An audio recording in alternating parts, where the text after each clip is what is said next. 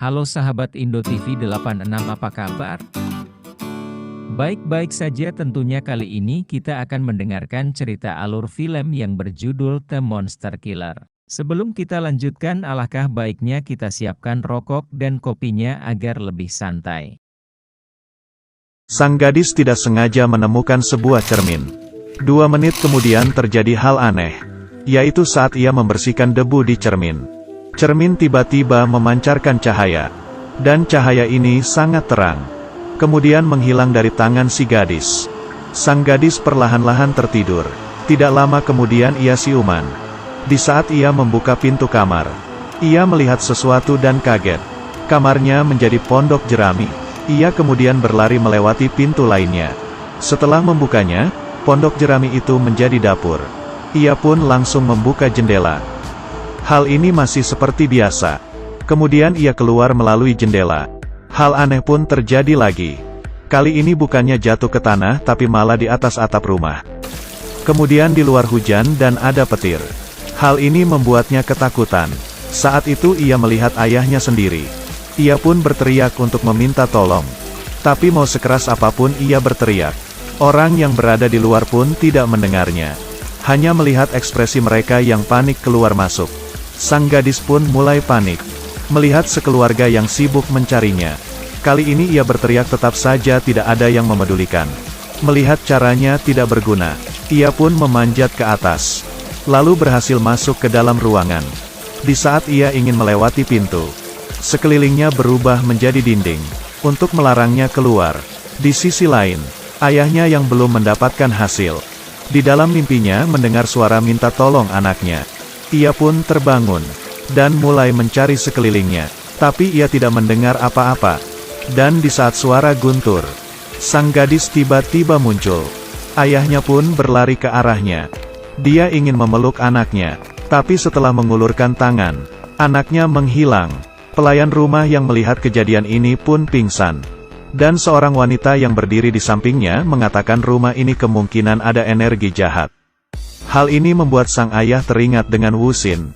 Kemudian ia menyuruh si wanita untuk membawa Wu Xin datang. Keesokannya, Wu Xin datang ke rumah. Setelah memutarinya, dengan cepat ia mendatangi kamar sang putri. Wu Xin pun langsung menemukan cermin di atas meja.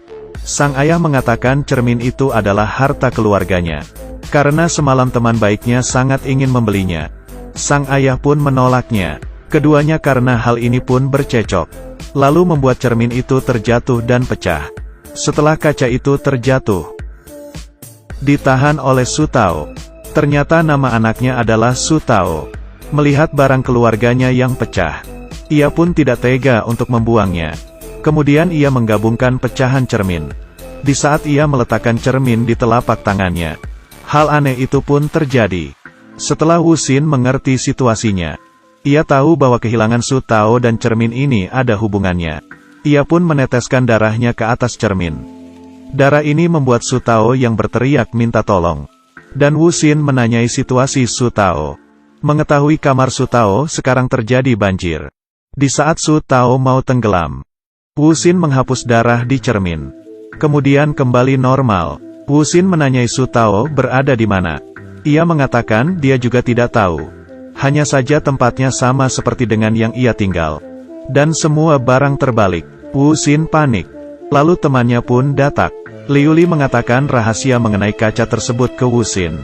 Ternyata cermin itu adalah cermin penyimpan iblis. Su Tao karena menyentuh suatu titik sehingga terhisap masuk ke dalam. Bila ingin keluar harus melewati tes dari cermin. Dan menjadi pemilik cermin barulah bisa lolos.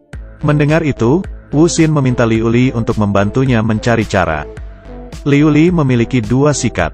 Setelah ia menggerakkannya, sebuah hubungan ke cermin muncul. Wu Xin yang menemukan jalur masuk pun masuk ke dalam cermin.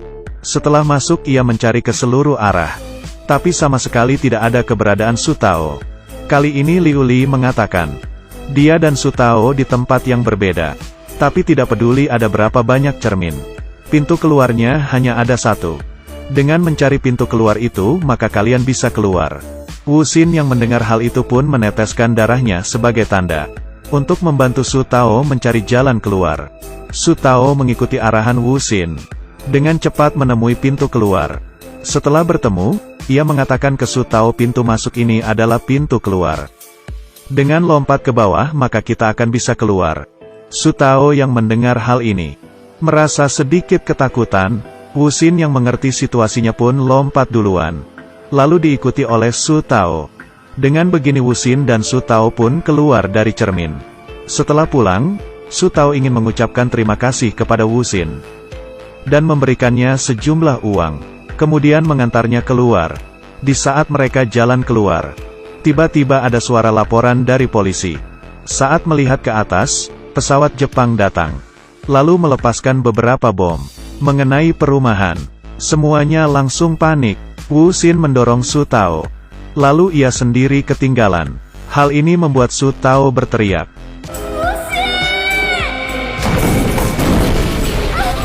Ledakan ini meledak sangat besar, dan sang wanita juga menahan Su Tao untuk sementara pergi dari sana. Mau tahu kelanjutannya seperti apa? Akan diceritakan di lain waktu. Cerita kali ini sampai di sini dulu.